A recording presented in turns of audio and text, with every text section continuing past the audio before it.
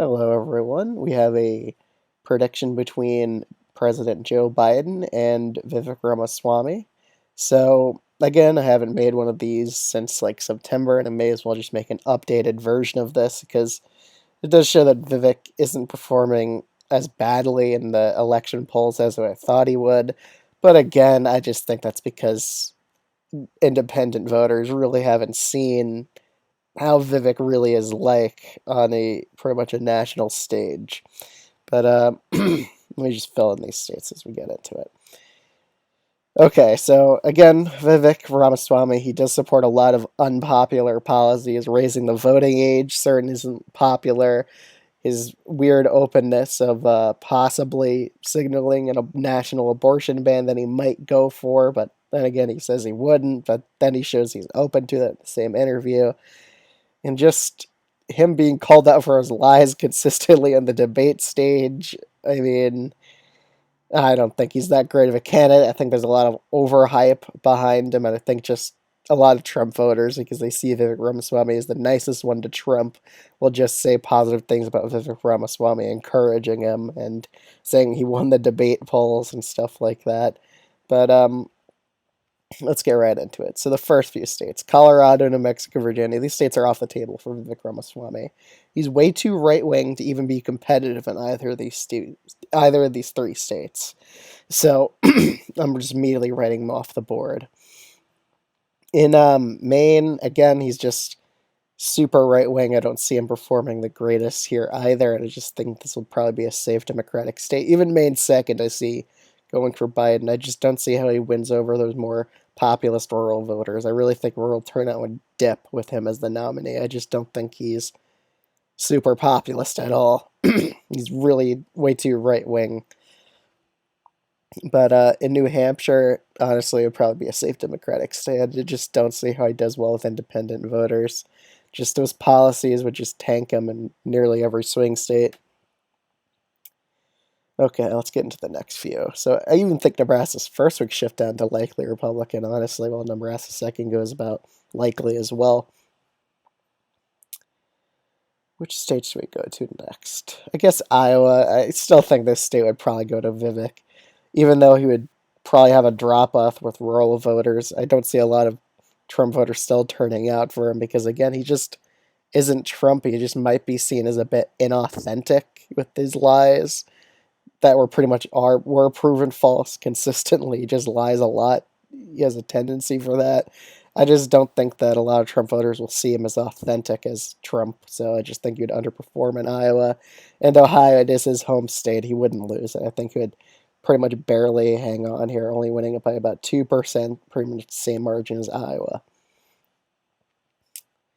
Okay, but the next few states, Nevada and Arizona, just likely blue. I just don't see has positions on the issues really helps with independent voters here. I think he gets crushed in both of these states.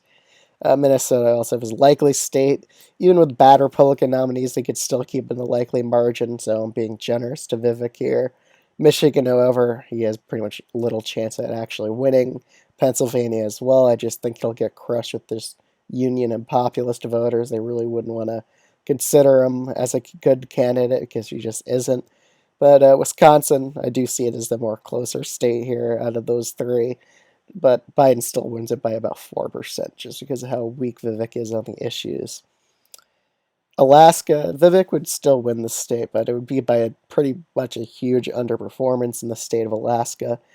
Georgia, I think it would just go down to lean, probably a 4 point Biden victory. Again, we have to consider that Georgia is a very polarized state, so a lot of Republican voters, even though Vivek's a super weak candidate, a lot of Republican voters will still stand by the Republican nominee and still reluctantly vote for him.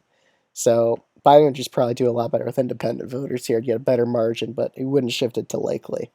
North Carolina, it's also a very similarly polarized state, but I just think with independent voters alone, Biden would do a lot better here and just win over this state. Florida, honestly, it's just becoming so Republican dominated that I still think Vivek actually wins here.